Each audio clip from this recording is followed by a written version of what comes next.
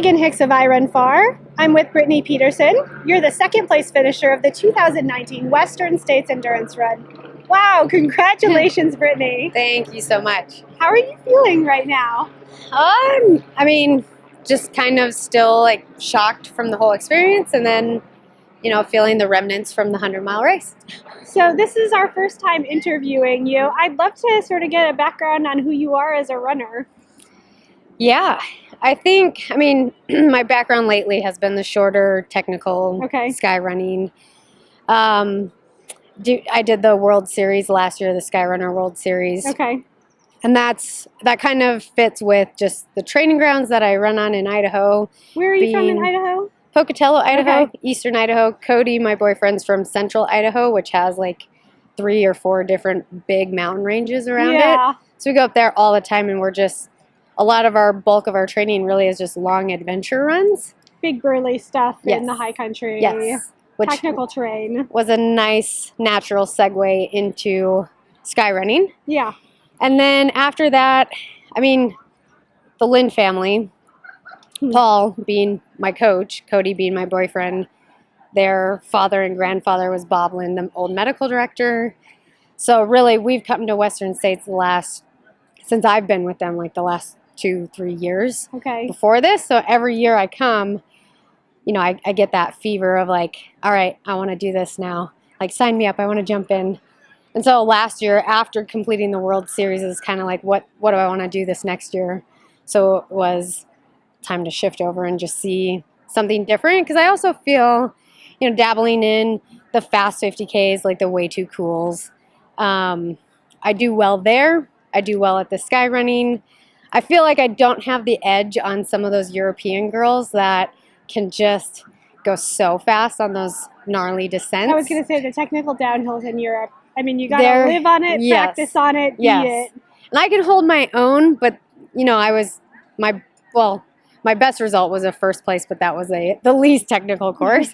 Other than that, I was like third or, beyond that.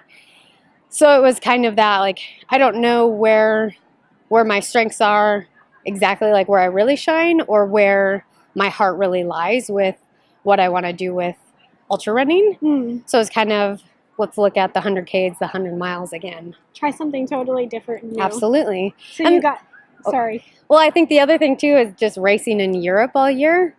I wanted to come back to the U.S. and just tackle some of the biggest races here too. Be home. Try the home stuff. And the travel is so much nicer. So you came into this season with the goal of running Western States, getting a golden ticket, being able to come here. What was it like to fire off yesterday morning from Olympic Valley after this is something that, being part of the Lind family, you have heard, talked, lived? Yeah, it was cool. Like, Paul was like, you're standing on the line, and you're standing right next to me as he's shooting the gun. Aww. Which I'm like, I don't want to be right on the front line. But that was pretty special. And then Paul, having run it twice, like his first year in 1986 when he was 18, he just lives and breathes like it's more than just a race. And so that's how I've come to know it. And just, he was reminding me race day morning of like, that first time on the line is something you'll never get back, and just something so incredibly special. It was like, take that moment up at the escarpment, turn around, see the sunset, enjoy, look for Robinson Flat. Not that I had any idea where it was, but just really enjoy that high country. And we purposely didn't train in the high country, because he's like, that first 30 miles people don't really know. And it's just such a special thing to get that day on the race. Keep it fresh. He was right. A surprise. Yeah. So in my mind, it's the first part of the course that would suit you the most. Yes. Like, there was a little bit of snow, there's some altitude, some rocks, and some mud. Yeah. How were the high country miles? Those, our whole race plan was, you're not racing until Forest Hill. So you basically have 100K where you are on a long time to chill. Yeah, you are on a long training run. Like the longest training run ever. Right. And it was pretty cool because it actually worked out that there was a pack of us going up to the escarpment, and that was pretty special and cool. And then it kind of singled out where, because of, I wanted to move efficiently without wasting energy. like holding back or without being too crazy on it, but knowing that that was a strength where, so I positioned myself in a way where I had open room, and I could go, yeah, I could glissade down something without putting the brakes on and wasting quads. So really, I mean, I felt like that I caught back up to the gals that were faster than me up to the escarpment, and then just made a conscious effort of I'm not pushing too hard once we started getting into the dirt and climbing a little bit more. Because actually, I've been in California a fair amount, so my climbing is not where I would have liked it, and just being injured earlier this spring. But it's still, muscle memory is still there. It's still there. You very early on, I mean, it wasn't too far into the race where you were in the women's top 5, running in 3rd, 4th place. We're being surrounded by bees right now. Just stay over there. Was that part of the race plan to be as far up as you were, as early as you were?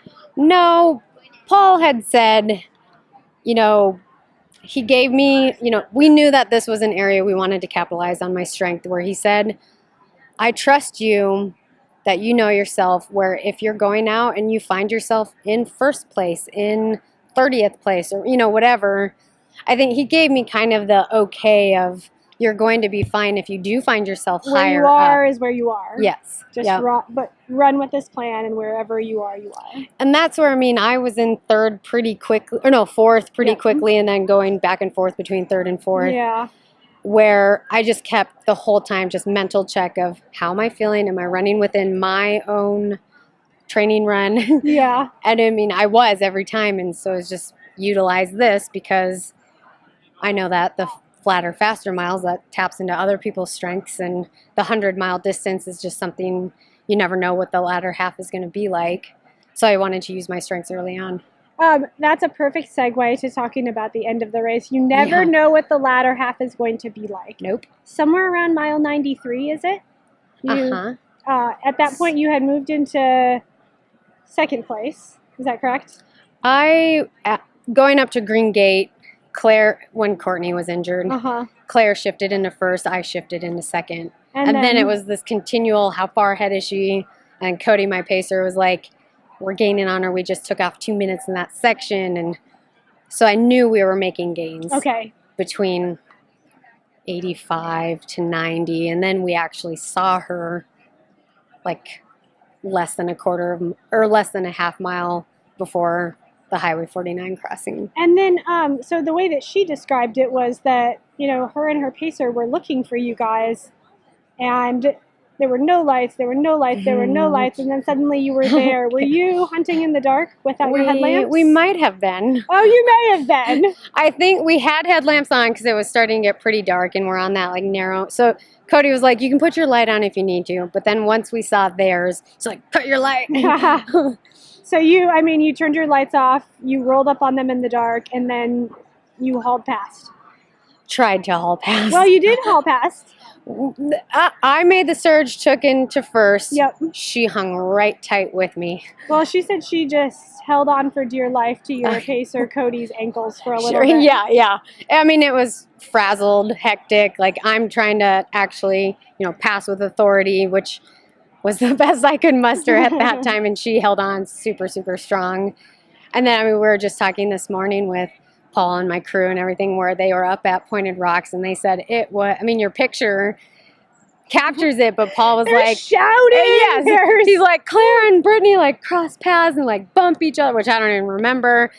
You know, bottles are flying, the crew members just haphazard. So he said it like that picture only captures a small glimpse of like just the utter chaos. What was happening? Yeah, like true chaos. He said that it was just the race of who's going to set pace on that single track, which I was like, in hindsight, Claire had to have just been hanging on to my heels, knowing she was going to make a gutsy move, dashing down. I mean, she just hauled total ass and made a statement, which was pretty awesome. Yeah, so leaving the aid station, did she leave right in front of you? Did you leave together? What happened? We left together, but Cody and I were saying, like, it was one of the most impressive surges we have ever seen, because she was literally, I mean, I was struggling because she demoralized me, but she honestly, we couldn't even see her light. Like, instantaneously it felt. Which, granted, there's all those turns and everything. Twists and turns and trees. Yeah, but I mean, she did a good job of passing with authority and making her move, and then following through with it and held strong the entire way to placer track. But also, like, you held strong too. Yeah, oh yeah. I mean, you crossed the line in the 4th fastest time that a woman's run in a 40-plus year history race. Yeah. Like, no bones about it. You had a hell of a race. Pretty special, yeah. Yeah. I mean, how did that feel? Coming into the track, you probably, weren't aware of quite how fast your time was going to be until afterwards. There's all that talk of being sub 18. I mean, and honestly, I had battery save mode on my watch, so I didn't see my time at all. Okay. So, like, Forest Hill, I'm like, it could be noon. I have no idea. And then Paul was like, the darkest noon ever. Yeah, right. Well, and, like, we had talked about needing headlamps at, between approaching ALT, and we didn't turn headlamps on until nearly Highway 49, which obviously I knew I was doing okay. And then I started asking Cody towards the end of, like, am I going to get that sub 18? Because I've worked this hard. Let's make sure. And I mean, I owe a lot of that to Claire, because we were pushing so hard the last 15, 20 miles, which is why I got that time and showed me what I was capable of, which is pretty cool. To me, what the two of you did last night is one of those examples of, like, when you look up the word competition in the dictionary, it's not like you're competing against somebody. Competition is like working with somebody to bring out your mutual best selves. Yeah, exactly. And I mean, just cool watching the videos of, like, finishing. Claire is just so excited, and then we go right into this, like, awesome hug. Yeah. Where it's just like, second place, that was an awesome race, and I'm super, super excited. She owned that race and deserved that first place, and both of us are super happy. She couldn't have done what she did without you. You couldn't have done what you did without her. Exactly. Which is why I love this sport so much. Yeah. Your first Western States, you run 17:30 something. Yeah. It's a pretty ridiculous time. Does this get you thinking about just crazy possibilities or what you might want to do next, or are you sitting on your laurels at this moment? I'm saying, I'll be back at Western next year. Okay, you're going to claim the F2. But I said I'm not thinking about that until next year at this time. Okay. Right. Or at least give myself a few days, because I mean, I still go into, even at Bandera, it's just like when you hit the 60-mile mark, I'm like, 40 more miles? This is nuts. Why do people do this? And then yesterday, I'm like, 100-milers are crazy.